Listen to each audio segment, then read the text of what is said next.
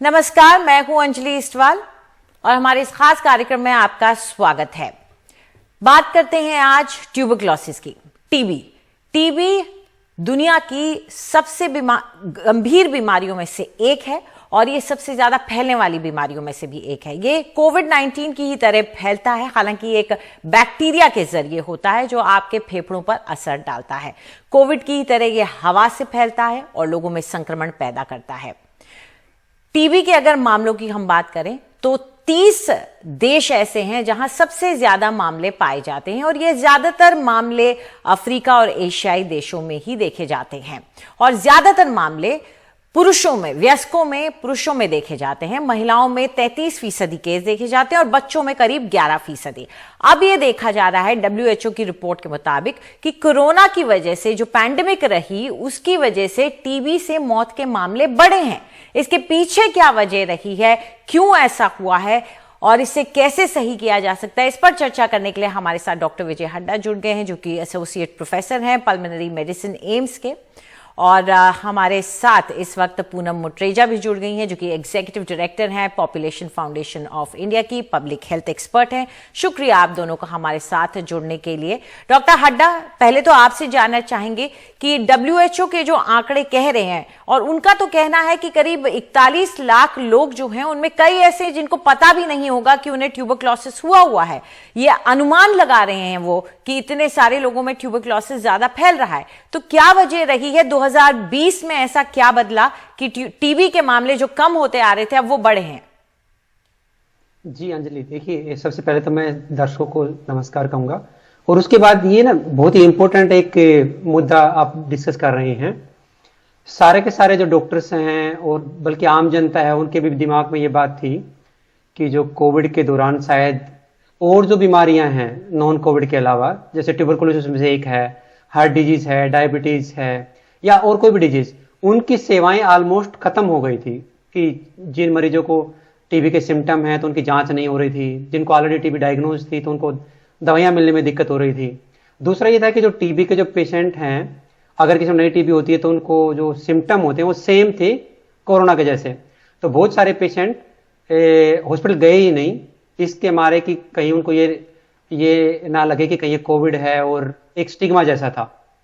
तीसरा चीज ये था कि जिनको कोविड ऑलरेडी था उनको दवाइयां जो मिल रही थी, तो जो डॉट सेंटर से मिलती है यूजुअली, तो ज्यादातर सर्विसेज नॉन कोविड सर्विसेज बंद थी, तो उसकी वजह से उनको ठीक से ट्रीटमेंट मिला भी नहीं। तो ये सारे के सारे फैक्टर शायद कंट्रीब्यूट किया है जिसकी वजह से टीबी अंडर डायग्नोज हुई है। जिनमें डायग्नोज थी उनमें ट्रीटमेंट ठीक से नहीं मिला है और जिनका ट्रीटमेंट शुरू हो गया था उनका ट्रीटमेंट कंप्लीट नहीं हुआ है। तो ये सारे के फैक्टर मिला के जो आज हम देख रहे हैं, जो WHO की रिपोर्ट जो अभी सितंबर में उन्होंने कंपाइल की है पिछले कुछ साल की, तो उसके नतीजे हैं, मेरे को लगता है कि कोई चौंकाने वाले नहीं है।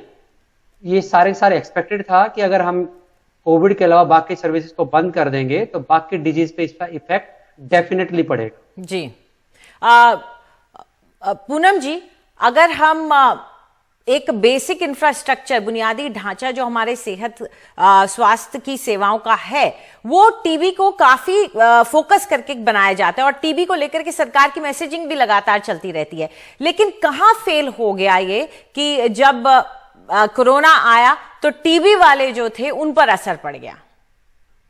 देखिए, पहले तो मैं ये कहना चाहूंगी कि हमारा जो हेल्थ इंफ्रास्ट्रक्चर है वो ऑलरेडी बहुत फ्रेजाइल था, तो हमारे पास हम टीबी के ऊपर फोकस कर रहे थे, पर अगर आप हमारा पब्लिक सिस्टम देखिए तो वो काफी वीक है, फ्रेजाइल है। उल्टा कुछ लोग तो कहते हैं it was in ICU even before corona came.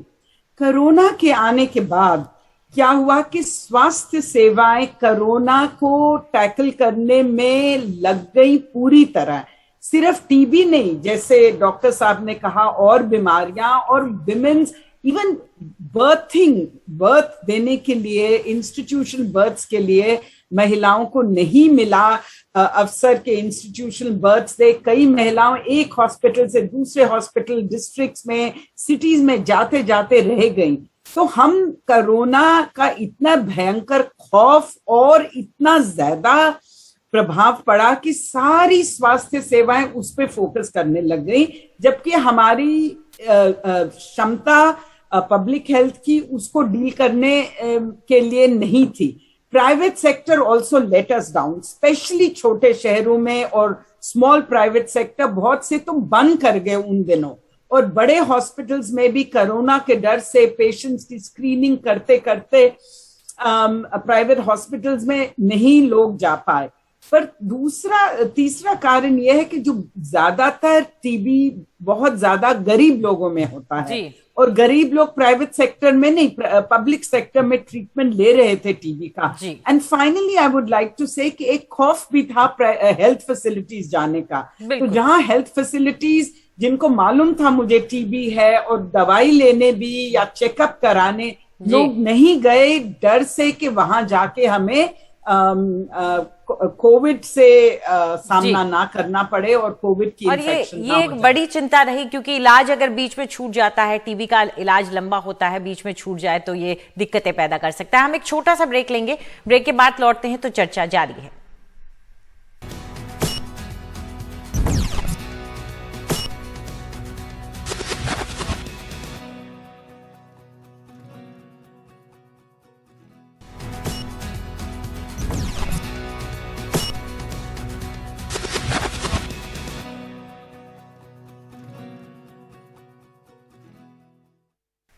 Corona का असर जो स्वास्थ्य व्यवस्था पर पड़ा, उसका असर दूसरी बीमारियों में देखा गया, और WHO की रिपोर्ट कहती है कि टीबी की वजह से मौतें बढ़ी हैं। इस पर चर्चा के लिए हमारे साथ डॉक्टर विजय हुड्डा हैं और साथ में हमारे पूनम मुट्रेजा हैं। डॉक्टर हुड्डा, ये भी जानना चाहेंगे कि अगर चेन ब्रेक हो जाती है इलाज की, जो लोग इलाज कर रहे थे, तो उनके ऊपर जान पर कितना खतरा बन जाता है टीबी के इलाज के दौरान, क्योंकि जाहिर तौर पर सिर्फ टीबी ही नहीं, कैंसर के भी कई मरीज उस वक्त अपना इलाज नहीं ले पाए थे।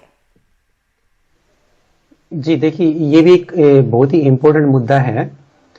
और अगर हम बात करें टीबी की पहले, तो देखो टीबी में अभी जो इलाज अवेलेबल है उसके हिसाब से अगर हम मरीज को बोलते हैं कि आप एक अच्छा सा ट्रीटमेंट लीजिए, ट्रीटमेंट बिल्कुल सही है, दवाइयाँ वो टाइम से ले रही हैं, उसमें कोई नागा नहीं बरतते, तो भी जो इलाज है वो करीबन 85% लोगों में हो पाता है। करीबन 15% लोग फिर भी रिस्पॉन्ड नहीं करते हैं। तो आप सोचिए, अगर उनको ठीक से इलाज नहीं मिला या इलाज बीच में छूट गया किसी भी वजह से, चाहे वो कोरोना की वजह से हो, चाहे वो पेशेंट ने खुद ने ना लिया हो या पैसे की वजह से हो, बोल तो पैसे का इतना प्रॉब्लम नहीं है, अभी सारी दवाइयाँ फ्री मिलती हैं, कई बार साइड इफेक्ट की वजह से। तो किसी भी वजह से अगर पेशेंट कोई दवाई मिस करता है या खुराक मिस करता है, तो उसकी फुल रिकवरी के चांसेस कम हो जाते हैं, नंबर 1। दूसरा ये है कि अगर स्पेशली इनिशियल फेज में, जो हम इंटेंसिव फेज बोलते हैं, उसमें आपने अगर ट्रीटमेंट ठीक से नहीं लिया, तो दूसरे लोगों को बीमारी लगने का बहुत ज्यादा खतरा होता है। तो वो भी एक अलग से खतरा है। तीसरा ये है कि जैसे जी, मेरे पास कम है, जाते जाते मैं पूनम जी आपसे, मेरे पास 40 सेकंड ही है, लेकिन इससे सरकार क्या सीख ले सकती है ये जो हुआ है उससे? एक तो डिटेक्शन, सरकार को चाहिए कि डिटेक्शन के ऊपर थोड़ा जोर दें, क्योंकि बहुत से केसेस 2019 में अनडिटेक्टेड गए हैं। दूसरा, we have to invest more money in health. हमें अपना इंफ्रास्ट्रक्चर स्ट्रेंथन करना होगा। सिर्फ टीबी की बात नहीं है, जब तक पब्लिक हेल्थ का इंफ्रास्ट्रक्चर स्ट्रेंथन नहीं होगा और सरकार सिर्फ 1.4% जीडीपी खर्चती रहेगी, हम कभी ठीक से इलाज, डायग्नोसिस और प्रिवेंशन नहीं कर पाएंगे। हेल्थ के ऊपर प्रायोरिटी देनी है और हमें यूनिवर्सल हेल्थ की तरफ जाना है, और हमें अपना पूरा पब्लिक हेल्थ सिस्टम को रीइमेजिन करना हो, बिल्कुल बेहतर करना। शुक्रिया, आप दोनों हमारे साथ जुड़े। आज के हमारे कार्यक्रम में इतना ही। नमस्कार।